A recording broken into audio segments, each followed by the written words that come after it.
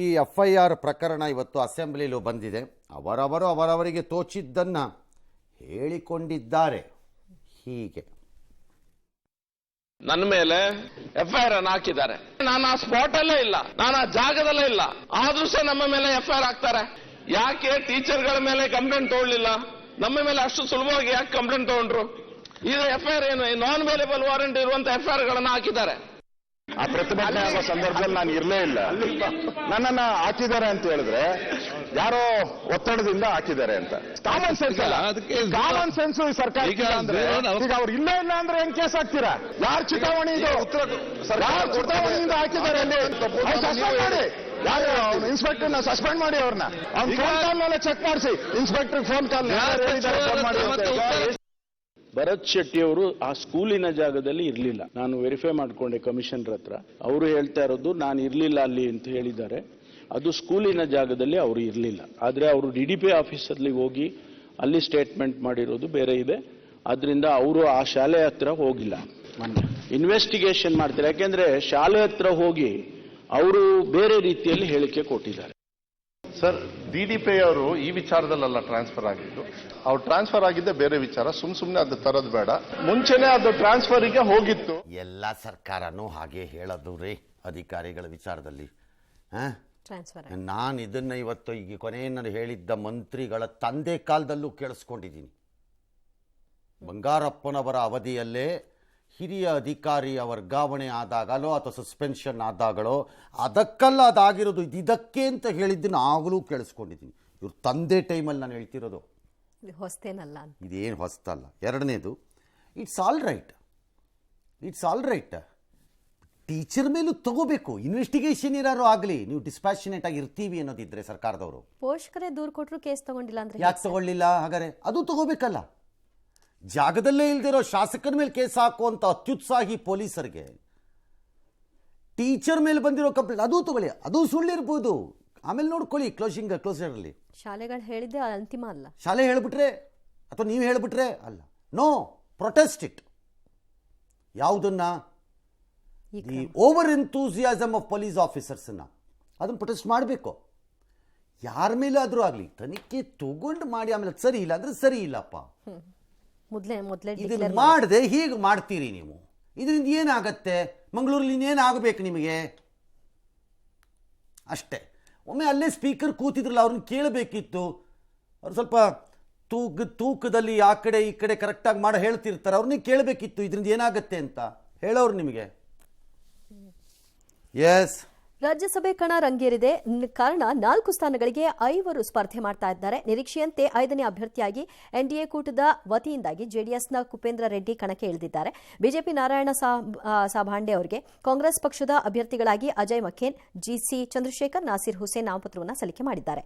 ಇಬ್ಬರು ಅಭ್ಯರ್ಥಿಗಳು ಗೆಲ್ಲುವ ವಿಶ್ವಾಸವನ್ನು ಕುಮಾರಸ್ವಾಮಿ, ಅಶೋಕ್ ವ್ಯಕ್ತಪಡಿಸಿದ್ದಾರೆ. ಇದೇ ವೇಳೆ ಕಾಂಗ್ರೆಸ್ನ 3 ಗೆಲ್ತಾರೆ ಅಂತ DCM DK ಶಿವಕುಮಾರ್ ಅವರು ಹೇಳಿದ್ದಾರೆ. ಯಾರೋ ಗೆಲ್ತಾರೆ, ಯಾರೋ ಸೋಲ್ತಾರೆ, ನಮಗೂ ಗೊತ್ತು. 4 ಜನ ಜಾಗ ಇರೋದಲ್ಲಿ ಟೆಕ್ನಿಕಲಿ ನೋಡಿದ್ರೆ ಕಾಂಗ್ರೆಸ್ 3 ಗೆಲ್ಲಬೇಕು, 1 BJP ಗೆಲ್ಲಬೇಕು, 4ನೇದನ್ನು ತಂದು ಇಟ್ಟಿದ್ದಾರೆ. ಕಾರಣ ಅದಕ್ಕೆ ಮತಗಳೇನಾದ್ರು ಒಡೆದು ಬಂದು ಬಿಡುತ್ತಾ ಅಂತ. 46 ಬೇಕು ಜಾಗ, 46 ಹೆಚ್ಚು ಕಡಿಮೆ ಕಾಂಗ್ರೆಸ್ ಹತ್ರ ಇದೆ. ಆದರೆ JDSನವರು ನನಗೆ ಗೊತ್ತಿಲ್ಲ ಅವ್ರ ಎಕ್ಸ್ಪರಿಮೆಂಟ್ ಏನಿದು ಅಂತ. ಅವ್ರಿಗೊಂದು 6 ಮತನೋ 7 ಮತನೋ ಕೊರತೆ ಬರುತ್ತೆ. ಯಾಕಂದರೆ JDS ಮತನೂ ಸೇರಿ BJP ಹತ್ರ ಎಕ್ಸ್ಟ್ರಾ ಉಳ್ಕೊಳ್ಳುತ್ತಲ್ಲ, ಅದು ಎಲ್ಲ ಸೇರಿದ್ರೆ. ಆದರೆ ನನ್ನ ಲೆಕ್ಕಾಚಾರದಲ್ಲಿ ಈ ಸರಿ ಕ್ರಾಸ್ ಆಗೋದಷ್ಟು ಸುಲಭ ಇಲ್ಲ. ಇದು ಇಟ್ ಇಸ್ ನಾಟ್ ಈಸಿ. ಒಂದು ವೇಳೆ ಕ್ರಾಸ್ ಕಾಂಗ್ರೆಸ್ಸಿಂದ ಆಗತ್ತೆ ಅಂತ BJP ಅಂದ್ಕೊಂಡಿದ್ರೆ, BJPಯಿಂದ ಕಾಂಗ್ರೆಸ್ಸಿಂದ ಆಗತ್ತೆ ಅಂತ JDS ಅಂದ್ಕೊಂಡಿದ್ರೆ, BJPಯಿಂದನೂ ಕ್ರಾಸ್ ಆಗಬಹುದಾದ ಸರ್ವಲಕ್ಷಣಗಳೊಂದು 2-3 ಜನ ತೋರಿಸಿದ್ದಾರೆ. ಅದು ಆಗಬಹುದು. ಒಂದು. ಎರಡನೇದು, ಕಾಂಗ್ರೆಸ್ಸಿಂದ ಆಗಕ್ಕೆ ಇದು ಟೂ ಅರ್ಲಿ ಇನ್ ದಿ ಈ ಸೆಷನ್, ಈ ಲೈಫ್ ಆಫ್ ದಿ ಅಸೆಂಬ್ಲಿ, ಈ ಅಸೆಂಬ್ಲಿಯ ಜೀವಕ್ಕೆ ತುಂಬ ಆರಂಭದಲ್ಲಿದ್ದೀರಿ. ಹಾಗಾಗಿ ಈ 4 ವರ್ಷ ಈಗ ಅಡ್ಡ ಮತದಾನ ಮಾಡಿ ಅದರ ಆಕ್ರೋಶವನ್ನು ಎದುರಿಸೋ ಮನಸ್ಥಿತಿನಲ್ಲಿ ಶಾಸಕರುಗಳಿರಲ್ಲ. 4ನೇ ವರ್ಷದಲ್ಲೋ ಎಲ್ಲ ಬಂದುಬಿಟ್ಟಿದೆ, ಒಂದು ಚಾನ್ಸ್ ನೋಡಬಿಡೋಣ ಅಂತ ಅನ್ಬೋದು. ಬೇಕಾದ್ರೆ ಹಂಗೆ ಇರಲಿಕ್ಕಿಲ್ಲ ಅಂತ ಕಾಣುತ್ತೆ. Will see. ನಿಂತ ಮೇಲೆ ಎಲೆಕ್ಷನ್ ಅಷ್ಟೇ. ಎಸ್, ಮುಂದಕ್ಕೆ ಹೋಗೋಣ. ಇನ್ನು ಪರಿಷತ್ ಕಲಾಪದಲ್ಲಿ ಇವತ್ತು ಕೂಡ ಗೂಂಡಾ ಪದ ಬಳಕೆಯಾಗಿದೆ. ವಾಕ್ಸಮರಕ್ಕೂ ಕಾರಣವಾಯಿತು. ಕೇಂದ್ರದ ತೆರಿಗೆ ಹಂಚಿಕೆ ಅನ್ಯಾಯ ಪ್ರಸ್ತಾಪಿಸಿ ಸಿಎಂ ಸುದೀರ್ಘವಾಗಿ ಮಾತನಾಡ್ತಾ ಇದ್ರು. ಬಿಜೆಪಿಯವರು ಅಡ್ಡಿಪಡಿಸಲಿಕ್ಕೆ ಮುಂದಾದ್ರು. ಇದಕ್ಕೆ ಗರಂ ಆದ ಸಿಎಂ, ಏನ್ ಗೂಂಡಾಗಿರಿ ಮಾಡ್ತಾ ಇದ್ದೀರಾ, ಇದಕ್ಕೆ ನಾವು ಹೆದರಲ್ಲ, ನೀವು ಹೇಗೆ ಅನ್ಯಾಯ ಮಾಡ್ತಾ ಇದ್ದೀರಿ ಅಂತ ಜನ ನೋಡ್ತಾ ಇದ್ದಾರೆ, ಛೀತು ಅಂತೆಲ್ಲ ಆಕ್ರೋಶ ಹೊರಹಾಕಿದ್ರು. ಸಿಎಂ ಟೀಕಿಸುವ ಭರದಲ್ಲಿ ಗೂಂಡಾಗಿರಿ ಪದ ಬಳಸಿದ್ದಕ್ಕೆ ಬಿಜೆಪಿ ಮತ್ತು ಜೆಡಿಎಸ್ ಸದಸ್ಯರು ಒಟ್ಟಾಗಿ ಸೇರ್ಕೊಂಡು ಸಿಎಂ ವಿರುದ್ಧ ಮುಗಿಬಿದ್ರು. ಕ್ಷಮೆ ಕೇಳಬೇಕು ಅಂತ ಪಟ್ಟು ಹಿಡಿದ್ರು. ಆದರೆ ಇದಕ್ಕೆ ಸಿಎಂ ಒಪ್ಪಲಿಲ್ಲ. ನಾನು ಉದ್ದೇಶಪೂರ್ವಕವಾಗಿ ಮಾತನಾಡಿಲ್ಲ ಅಂದ್ರು. ಆಗ ಇದು ಗೂಂಡಾ ಸರ್ಕಾರ ಅಂತ ಬಿಜೆಪಿಯವರು ಘೋಷಣೆ ಕೂಗಿದ್ರು. ಇದಕ್ಕೆ ಪ್ರತಿಯಾಗಿ ಕಾಂಗ್ರೆಸ್ ಸದಸ್ಯರು ನನ್ನ ತೆರಿಗೆ ನನ್ನ ಹಕ್ಕು ಅನ್ನೋ ಘೋಷಣೆಯನ್ನ ಮೊಳಗಿಸಿದ್ರು.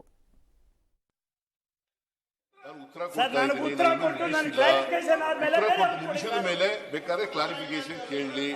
ಈಗ ಮಧ್ಯದಲ್ಲಿ ಎದ್ಬಿಟ್ಟು ಗಲಾಟೆ ಮಾಡಿದ್ರೆ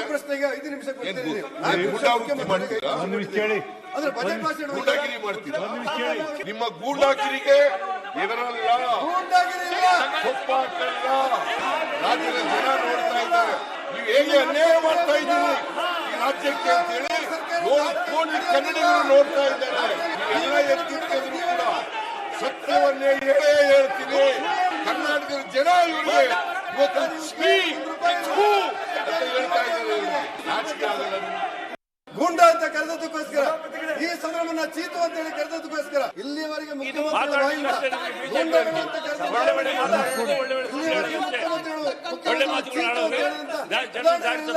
ಈ ಸದನವನ್ನ ಗೂಂಡಗಳು ಅಂತ ಕರೆದು ಯಾವುದೇ ದುರುದ್ದೇಶ ಇಲ್ಲ. ನಾನು ಉತ್ತರ ಕೊಡ್ತಾ ಇದ್ದೆ. ಆ ಉತ್ತರ ಕೊಡುವಾಗ ರುದ್ರೇಗೌಡರು ಮಧ್ಯದಲ್ಲಿ ಇಂಟರ್ಫಿಯರ್ ಆಗ್ಲಿಕ್ಕೆ ಇದು ಮಾಡಿದ್ರು. ನಾನು ಹೇಳಿದ್ರೆ ಕೂತ್ಕೊಳ್ರಿ ಅಂತ ಹೇಳಿದೆ. ಅದು ಬಿಟ್ರೆ ಬೇರೆ ಯಾವ ಉದ್ದೇಶದಿಂದಲೂ ಕೂಡ ಉದ್ದೇಶಪೂರ್ವಕವಾಗಿ ಅಲ್ಲ ಅಂದ ಮೇಲೆ ಚೀಫ್ ಮಿನಿಸ್ಟ್ರು ರೀ ಹೌದ್ರಿ ಅದು ರಾಂಗ್ ಪದ ನಾನು ಬಳಸಬಾರ್ದಾಗಿತ್ತು, ಅದನ್ನು ಹಿಂದಕ್ಕೆ ತೊಗೊಂಡಿದ್ದೀನಿ ಅಂದ್ರೆ ಏನಾಗ್ಬಿಡುತ್ತೆ? ಯಾಕೆ ಈ ಸದನಗಳಲ್ಲಿ ಕಲಾಪಗಳನ್ನು ಸ್ಮೂತ್ ಮಾಡಕ್ಕೆ ಟ್ರೈ ಮಾಡಲ್ಲ? ಹೇಳೋದೆಲ್ಲ ಹೇಳ್ಕೊಂಡ್ಬಿಡ್ತೀರಿ ಎಲ್ಲರೂ. ಆಮೇಲೆ ಉದ್ದೇಶಪೂರ್ವಕವಲ್ಲ, ನಾನು ಹಂಗೆ ಹೇಳಿಲ್ಲ, ನಂಗೆ ವೈಯಕ್ತಿಕವಾಗಿ ಯಾರ ಮೇಲೂ ಇಲ್ಲ ಅಂತ ಹೇಳ್ಕೊಂಡು ಓಡಾಡ್ತಿರ್ತೀರಿ. ಏನಕ್ಕೆ ಬೇಕೀಗ? ಆಲ್ ರೈಟ್, ಆ ಪದ ನಾಲಿಗೆಯಿಂದ ಜಾರ್ ಬಂತು ಅಂತಾನೆ ಇಟ್ಕೊಳ್ಳೋಣಪ್ಪ ಆಕ್ರೋಶದಲ್ಲಿ.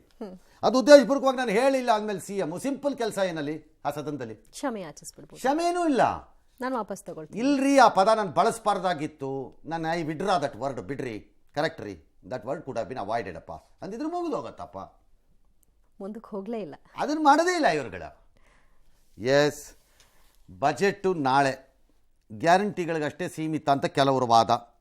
10 ಕಾಲಿಗೆ ಇರುತ್ತೆ. ಇದು 15ನೇ ದಾಖಲೆ ಬಜೆಟ್ ಅವ್ರಿಗೆ. ಸಹಜವಾಗಿ ಗ್ಯಾರಂಟಿಗಳಿಗೆ ದುಡ್ಡನ್ನು ಎತ್ತಿಡಬೇಕು ಬಜೆಟ್ನಲ್ಲಿ. ಬೇರೆಯವ್ರಿಗೆ ಏನು ಕೊಡ್ತಾರೋ ಗೊತ್ತಿಲ್ಲ, ಕೊಟ್ಟ ಮೇಲೆ ನಾನು ನೋಡ್ಬಿಟ್ಟು ಹೇಳ್ತೀನಿ. ಬಿಜಾಪುರ, ಬೆಳಗಾವಿ ಮತ್ತು ತುಮಕೂರು ಜಿಲ್ಲೆಯ ವಿಭಜನೆ ಬಗ್ಗೆ ಏನೋ ಘೋಷಣೆ ಬರ್ಬೋದು ಅಂತ ಕೆಲವರ ನಿರೀಕ್ಷೆ. ಕೆಲವರಿಗೆ ನಿರೀಕ್ಷೆನೇ ಇಲ್ಲವಂತೆ, ಅದು ಬೇರೆ ವಿಚಾರ, ಅದು ಅವರವರ ಲೆಕ್ಕಾಚಾರ. ನನ್ನ ಲೆಕ್ಕಾಚಾರದಲ್ಲಿ ಬಜೆಟ್ನಲ್ಲಿ ವಿಪರೀತವಾದ ಸರ್ಕಸ್ ಮಾಡಬೇಕಾಗಿದೆ. ಕಾರಣ, ಈ ಗ್ಯಾರಂಟಿಗಳಿಗಿರಬೇಕಾದ ದುಡ್ಡನ್ನು ನೀವು ಗ್ಯಾರಂಟಿ ರೂಪದಲ್ಲೇ ಬಜೆಟ್ ಅಲೊಕೇಶನಲ್ಲಿ ತರಬೇಕಾಗತ್ತೆ. ಬೇರೆ ದಾರಿ ಇಲ್ಲ, ನಿಮಗೆ ದಾರಿ ಇಲ್ಲ. ತಂದರೂ ಮುಂದಿನ ದಿನಗಳಲ್ಲಿ ಅದು ಹೆಚ್ಚುತ್ತಾ ಹೋದಾಗ ಅದು ಹೇಗೆ ನಿಭಾಯಿಸ್ತೀರಿ ಅಂತ ನನಗೆ ಅರ್ಥವಾಗಿಲ್ಲ ಇನ್ನೂ. ಇದರ ಜೊತೆಗೆ ಉಳಿದ ಬೇಡಿಕೆಗಳು ಬಂದು ನಿಮ್ಮ ಮೈ ಮೇಲೆ ಅಮುರ್ಕೊಳ್ಳತ್ವೆ ಅಂತ ನಾನು ಅನ್ಕೋತಾ ಇದ್ದೀನಿ. ಲೈಕ್ OPS ಸರಿಯಾಗಿ ತಂದಾಗ, ಅಥವಾ ಈಗ ತಂದಿರೋದು ಸರಿ ಇಲ್ಲ ಅನ್ನೋ ಆಕ್ಷೇಪ ಇದೆ ಆಗ್ಲೇನೇನೆ, ಅಥವಾ ನಾಳೆ ಅಂಗನವಾಡಿ ವರ್ಕರ್ಸ್ದೋ ಆಶಾದೋ ಈ ಥರದ್ದು ಏನೇನೋ ಹೇಳಿಬಿಟ್ಟಿದ್ದೀರಿ ಕೆಲವೆಲ್ಲ, ಅದೆಲ್ಲ ಬಂದು ತಗಲ್ಕೊಳ್ಳುತ್ತೆ ಅಂತ ನನ್ನ ಲೆಕ್ಕಾಚಾರ. ಆದರೆ ಇದು ಯಾವುದು ತಗಲ್ಕೊಳ್ಳೋದಿರೋದು ಯಾವಾಗ ಅಂದರೆ ಸಂಪನ್ಮೂಲಗಳ ಕ್ರೋಢೀಕರಣಕ್ಕೆ ಜಾಗ ಇದ್ದಾಗ. ಸಂಪನ್ಮೂಲಗಳ ಕ್ರೋಢೀಕರಣಕ್ಕೆ ಬಹಳ ದೊಡ್ಡ ಜಾಗ ಇದ್ದಂಗೆ ಕಾಣಿಸ್ತಿಲ್ಲ ಮುಂದಕ್ಕೆ ಹೋಗ್ತಾ ಹೋಗ್ತಾ. Because we have already peaked on ಎಕ್ಸೈಸಲ್ಲಿ ಪೀಕ್ಗೆ ಹೋಗ್ಬಿಟ್ಟಿದ್ದೀವಿ. ಮೋಟರ್ ವೆಹಿಕಲ್ಸ್ ಆ್ಯಕ್ಟಲ್ಲಿ ಭಾಳ ಬರಲಿಕ್ಕಿಲ್ಲ ನಿಮಗೆ. ಇನ್ನು ಸ್ಟ್ಯಾಂಪ್ಸ್ ಆ್ಯಂಡ್ ಡ್ಯೂಟಿ ರಿಜಿಸ್ಟ್ರೇಷನಲ್ಲಿ ಮಾಡಿಬಿಟ್ಟಿದ್ದೀರಿ, ಆಗಲೇ ಮಾಡ್ಕೊಂಬಿಟ್ಟಿದ್ದೀರಿ. ಭಾಳ ಇಂಟೆಲಿಜೆಂಟಾಗಿ ಮಾಡಿದ್ದೀರಿ ಅದನ್ನು, ಆಸ್ತಿ ಮೌಲ್ಯವನ್ನು ನೀವು ಅದನ್ನು ಮಾಡ್ಕೊಂಡಿದ್ದೀರಿ. ಪರ್ಸೆಂಟೇಜ್ ಅದೇ ಇಟ್ಟಿದ್ದೀರಿ, ಆಸ್ತಿ ಮೌಲ್ಯವನ್ನೇ ಇದು ಮಾಡಾಕ್ಬಿಟ್ಟಿದ್ದೀರಿ. ಸೊ ನಿಮಗೆ ಜಾಗ ಇರೋದು ಎಲ್ಲಿ ಇನ್ನು? ಹಾಗಾಗಿ ಜಾಗ ಇಲ್ಲ. ಲೆಟ್ಸ್ ಸಿ ಅದು ಎಲ್ಲಿಂದ ಬರುತ್ತೆ ದುಡ್ಡು ಅನ್ನೋದು. ಇದೆಲ್ಲ ಓಕೆ, ಅಪ್ಪಿ ತಪ್ಪಿ ಏನಾದರೂ ಎಕಾನಮಿನಲ್ಲಿ ಕೊಲ್ಯಾಪ್ಸ್ ಆಗಿ ರಿಸೆಷನ್ ಟೈಪಲ್ಲಿ ಬಂದು ಒಂಚೂರು ಹೊಡೆದು ಬಿಟ್ರೆ ಮಾತ್ರ ಆಗ ಮಕಾಡೆ ಮಲ್ಕೊಂಬಿಡ್ತೀರಿ. ಹೇಳ್ತೀನಿ, the taxes will go to 6 ಆಗ. ಅದೇನಾರು ಆದರೆ ಆಗದೇ ಇರಲಿ, ರಾಜ್ಯಕ್ಕೆ ಒಳ್ಳೇದಾಗಲಿ. ನಾಳೆ ನೋಡೋಣ, ನೋಡಿದ್ಮೇಲೆ ಮಾತಾಡೋಣ.